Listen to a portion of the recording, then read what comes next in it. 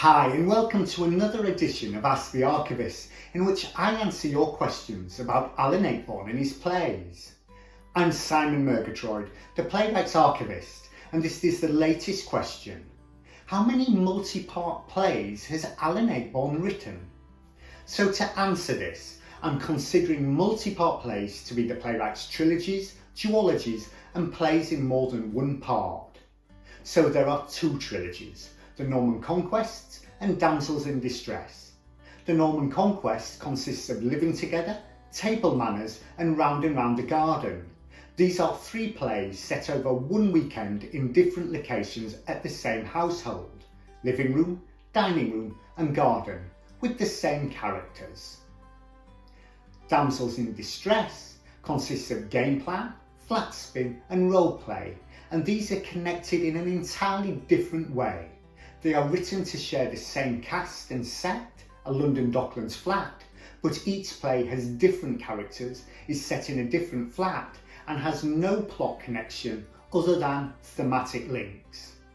They were written by Alan for a repertory season at the Stephen Joseph Theatre, harking back to the company's roots and first 4 decades as a rep theatre. By the early 2000s, this practice was less common, and is not used at all now by the SJT. Then there's the two duologies of House and Garden and the Revengers comedies. House and Garden are two plays intended to be performed simultaneously in two auditoria with one cast. What is off stage in one is on stage in the other.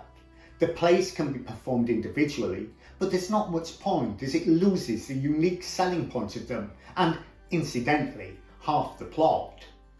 Then there's the Revengers comedies, which is actually a play in 2 full-length parts, loosely based on Strangers on a Train. It follows 2 people swapping revenges over a 5-hour play split into 2 parts, both ideally seen on the same day.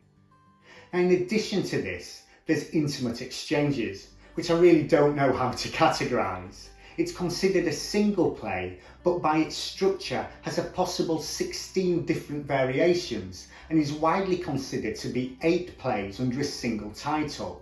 Each play begins with a common first scene, which leads to a decision, leading to a branching effect, with each scene offering 2 more decisions, hence the numerous permutations.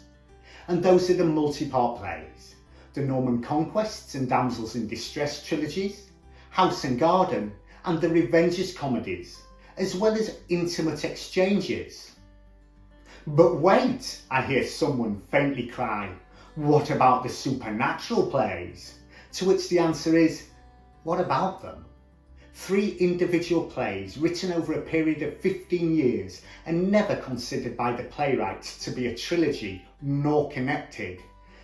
Except Wikipedia considers them a trilogy. Of course it does, having never spoken to the playwright or fact-checked.